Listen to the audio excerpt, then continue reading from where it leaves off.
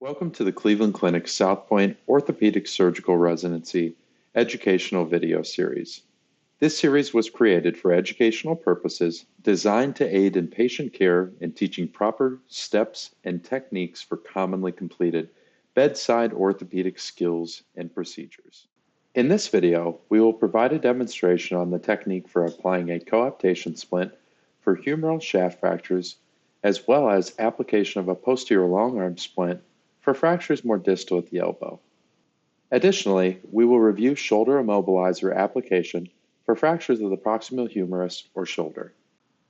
Begin by estimating the desired length of your splint. Note, the final construct should go from as high in the axilla as possible and end above the shoulder nearing the neck. It is important to not leave either end too short.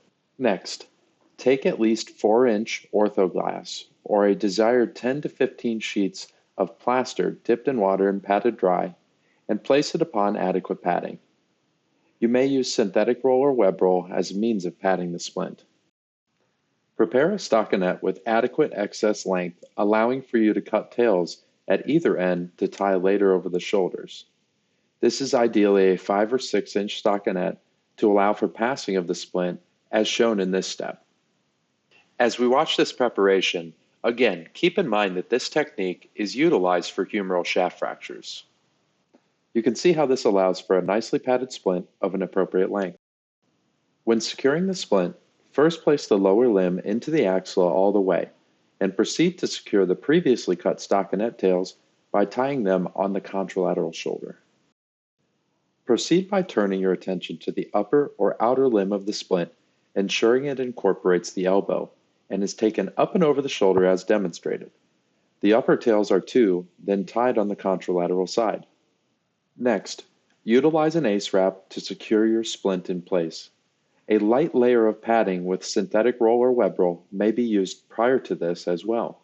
And throughout this step, ensure that you are keeping the elbow flexed to 90 degrees. A crucial step is the mold when placing a coaptation splint. It can be helpful to place a pillow as shown here to keep the patient's elbow abducted from the body as you apply your valgus mold. The mold should be localized directly over the fracture site and should be held as shown with the flat portion of the hand. The reason for applying this valgus mold is to counteract the classic deformities seen with these injuries. This completes the splint while again making note of the stopping point over the shoulder and the direction of the mold applied. At this point, a neurovascular check should be performed with final x-rays, and if further ACE wraps are applied, they should be incorporating the hand to ensure avoidance of a tourniquet effect as swelling progresses. Lastly, place the arm and coaptation splint into a sling for comfort in order to hold and support this splint and keep the elbow flexed at 90 degrees. Unlike the mid-shaft humerus fracture, in the setting of a proximal humerus fracture, the preferred stabilization is with a shoulder immobilizer. This particular design involves cutting the waistband to fit the patient and has 2 Velcro straps, both at the upper arm and wrist, allowing the arm to be more secured to the body than in the case of a simple sling. Shown here is an alternate design with an elastic waist component and should be only used in the appropriately sized patient. Ensure this remains at the waist if used, as this can slide up the patient's body towards the chest depending on their habitus and resting position. The arm is secured in the same fashion, but does not allow for customizability. Lastly, in fractures of the distal humerus or at or near the level of the elbow, the preferred stabilization is with a posterior long arm splint. Begin by measuring the desired length for the splint. Next, roll out 10 to 15 sheets of plaster with your remaining supplies on the back table. Apply a stockinette to the affected extremity, ensuring to remove wrinkles, especially in the elbow crease, and begin wrapping the arm with web roll or synthetic roll in a 1/2 overlapping fashion up to the level of the axilla. You will want this splint to go as high on the back of the arm as possible. Despite the fracture being at the level of the elbow, this splint should not end at the midpoint of the arm. Create a cuff of padding at the top of the splinted area to avoid the splint digging into the arm in this area as well. Be sure to adequately pad bony prominences which in this case will be most importantly at the elbow and olecranon. Ensure this is done without over-padding the elbow crease.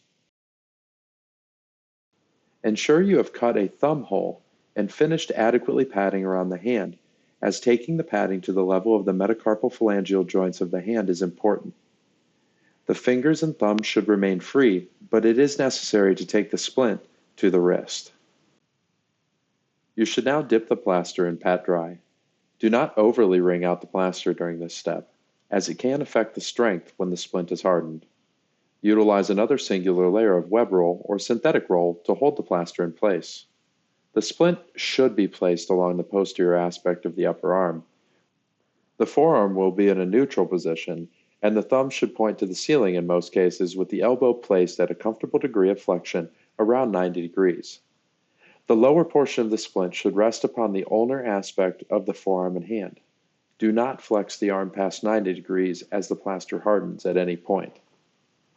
Once secured, fold down any excess stockinette, cut your thumb holes, and place your ACE wraps, ensuring that the ACE is not applied too tightly during this step, as the arm will swell significantly in these injuries.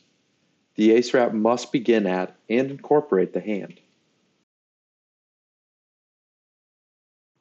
Maintain this neutral position as you finish the dressing, and allow the plaster to harden entirely before allowing the patient's arm to rest down.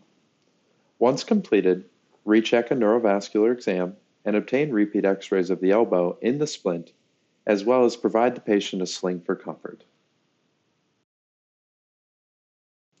We thank you for viewing this segment of the South Pointe Orthopedic Surgery Residency Educational Series.